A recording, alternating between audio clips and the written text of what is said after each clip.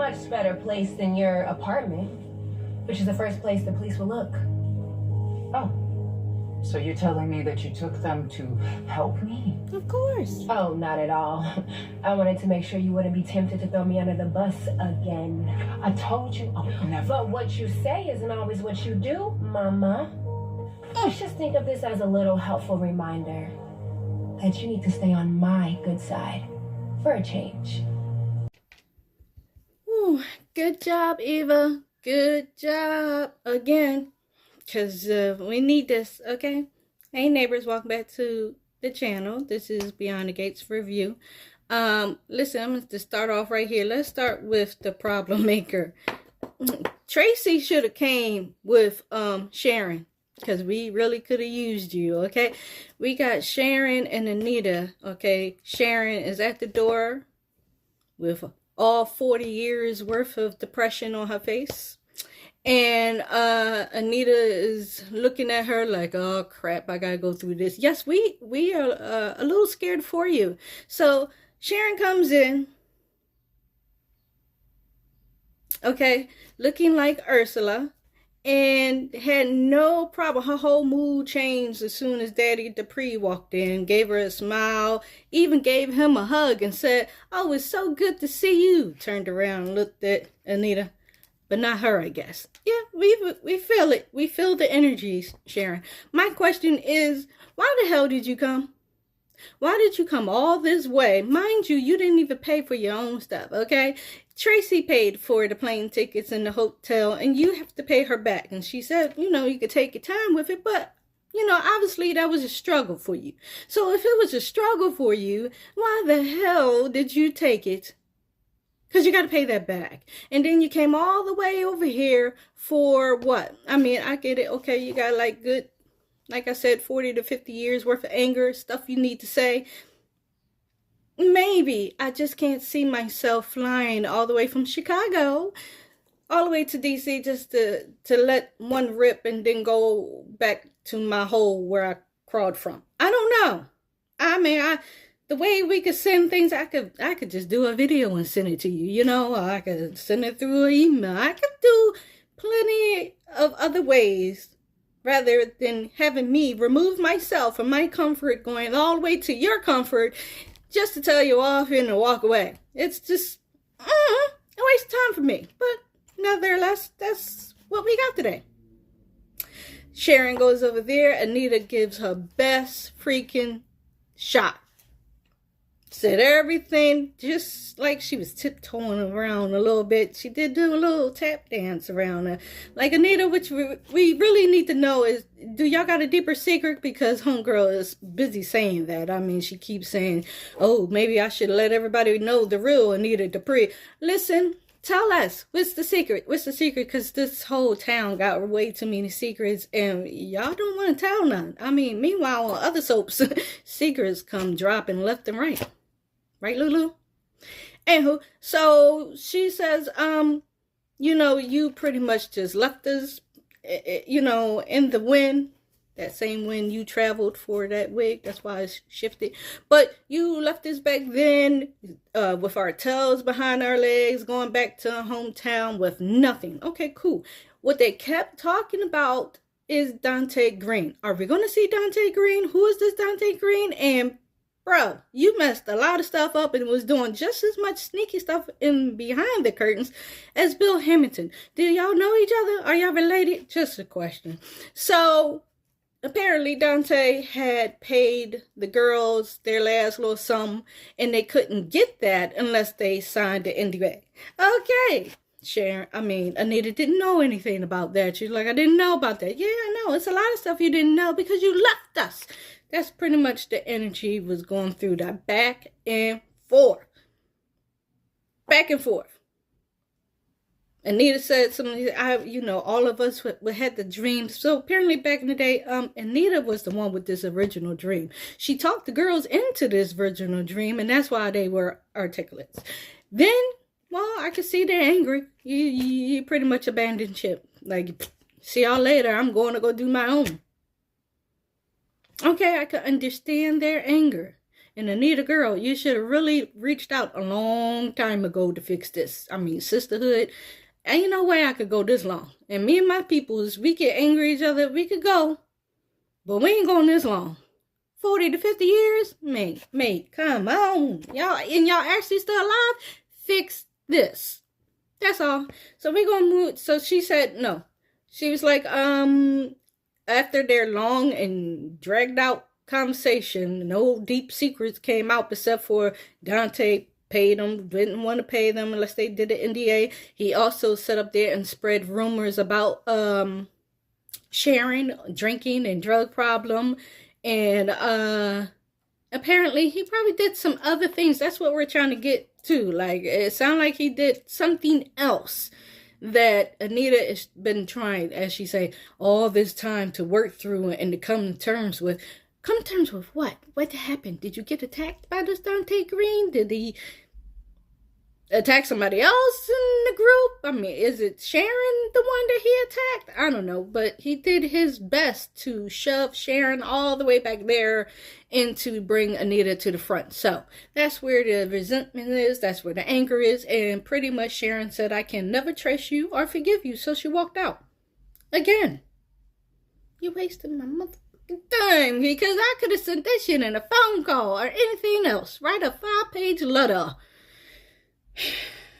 Anyway, so that was the end of them. Vernon did come back at the end of that to see Anita sitting on the couch, lost it, and yeah, it didn't work, Daddy Dupree. Maybe you should have stayed. That's why I said Tracy should have stayed. Came. She told me something. No, I told her to stay this one out. No, Tracy, you should have been in the hotel because, baby, they could have used you, but it didn't happen. So let's move on to the shenanigans of the Scooby-Doo gang. We got Kat, Mona, and Leslie at the diner. Of course, Leslie done walked up on them, like, what y'all talking about now? What y'all conniving about? What y'all rooming or about? You, pretty much, is what Kat said. You? Oh, of course it's about me. Yeah, everything is about you, Leslie, because you done did a ruckus in this town, okay? So, Kat, for some odd reason, goes to show Leslie, oh, I got this jacket. Looks familiar. That's all right. I'm about to, on my way to take it to the police department, have it investigated for this and that. Like, girl, you running your mouth. Why the hell would you show her the evidence you got? Huh? Why? Why give her the heads up? But that's what she did. Mona was standing there, and then Leslie was just like, you know, you all nuts. You all insane. Stay away from me. And nobody think about you in that second-hand jacket.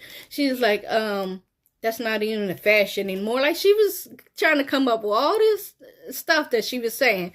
And then she went to go walk out the diner. Who walks in? Oh, Nicole. Hey, girlie. Hey, girlfriend. Yeah, that wasn't... the showdown that we need to see between these two is what we really waiting for. So, they had some words as well. Kat came over and Mona came over. They telling Nicole what they said. Leslie, well, Kat saying, Leslie just told us this is her jacket and blah, blah, blah. So Leslie was like, little girl, that is not what I said. She loves saying kids, little girl. So she was like, little girl, that is not what I said. So, Kat said, I'm on my way to the police department. I'm going to take this. And they'll arrest you soon or something. So what happens? Crazy behind Leslie says, oh, well, let's go. I'm gonna go with you. No. And what I couldn't get over is she really left to go with her. And Nicole and Mona, bitches, what y'all doing? Y'all just let her go? Where y'all ain't even go with her. No. Kat gets down to the police station. She goes with Leslie and Toll. They goes to Jacob. She gives him the jacket. He's looking at her. He looking at Leslie. What the hell's going on here? So she explains everything. What she found in the jacket. What she had and all that. Leslie is like, you see that she sounds crazy and insane. And Jacob is like, yeah, without this type of proof or this type of evidence, like, sir, every time she brings you something, you saying the same song. I'm gonna need you to come up with a better theory or a better saying to get Kat to calm the hell down and stop doing your job, because she out here being Nancy Drew, Carmen Sandiego, all of that. Do something. So he goes and explains to Kat, well, because you touched the jacket and you tried it on and you touched everything else, the last DNA that's going to be on there is yours. So Leslie's like, yep. So you could keep on pushing that story if you want with no proof. And while you're at it, I would like to put in a restraining order against this one. So Kat says something about her. Oh, why can't you lock up this crazy bitch? Something. So Leslie said, she's like, because you can't, you're crazy, and that's Miss Bitch. I'm about to sing the song. Bitch. So yeah, so she walks off with that. So that's where we are with that and Jacob and Cat Corner, because you messed that all up by touching that. And she had to go home and tell Nicole and Martin, who was showing up at Nicole's house to check up on her because he had a meeting with his papa. Now, listen, Ted, baby boy, I need you to eat your oats or something. He is so smaller than everybody else. Okay. I had such passion for this Ted story, but not now. Yeah, it's like, what's the worst time for y'all to switch Teds? Y'all could have waited until after this story blew up. I really needed. Anywho, we here. So he meets Ted at the club for breakfast, trying to talk to him, telling him that he understands what happened and he's sorry that he was so sniping and didn't forgive at first. Meanwhile, he got served by the stalker guy. Remember the spy? He got served his coffee. As soon as Ted walked up, however, the spy guy ran out of there. I mean, ran so fast, Martin was like, hey, I need another cup. I need a cup. Hello. Yeah, that man was gone. He was like, I don't want no parts of Ted or something. Because poor Ted was sitting there the whole entire time, couldn't get a cup of coffee. He was like, why is it so hard to get a cup of coffee here? Martin was like, it was a busboy here. Forget the busboy. Where's the waitress and waiters? Is he avoiding you because he was paid to, or is he avoiding you because you're the one he's stalking? Who is this guy? Any of y'all got any clues? Who is this guy? I don't know. So he didn't serve him no coffee. Between Martin and Ted, they exchanged words, good words. They forget. He was telling him he's willing to work with him to forgive him or whatever. They talked about Eva and Leslie and their involvement with the girl's accident and how crazy Leslie is. And he's pretty much telling him to go watch her back. So that's why Martin went to go check in with Nicole. And he was telling her the same thing. And then she goes and says, it's not so much that I'm angry with your dad, but I feel sorry for him. Because she feels sorry about this whole situation. She wished they could do what they normally do, was to talk through it. So that's pretty much what Martin was like. Yeah, the queen of, what he say, the queen of conversations, or let's talk through stuff. It's just surprising that you're like in the hideout. So that's why she said it. She's like, it's not because I'm angry, it's more because I feel sorry for him. Yeah. And all of y'all should watch it back. So Kat showed up there and told them what was going on, and the fact that, yeah, she wore the jacket and put her hands on it, so I don't know if it's going to be enough to take her down. No, you need the combination of that. Meanwhile, Jacob did do a little bit of his job, and he hired he got somebody from the department to do a special tech surveillance of the picture that they had, because he sent it to the FBI, and the FBI couldn't do nothing. What world is that? Y'all ain't watching enough CSI. So, the man was like, yeah, I'll take the picture. Sometimes we could take the size of the person and the real subject, match them up, and blah, blah, blah. So he did. He gave him the video. The man came back at the end of the episode, said, yep, it's a match. She about 5'7". We're about this size shoe.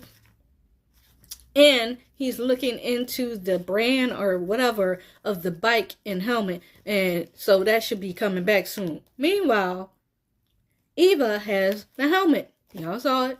So she already told her mama, this is your time to be nice to me, and you need to stay on my good side. Sorry, but not sorry. Because she also got a visit from her daddy. And he was like, listen, I've been trying to get in touch with you. She was like, yeah, I've been hearing all the rumors, and I've been trying to stay out the way.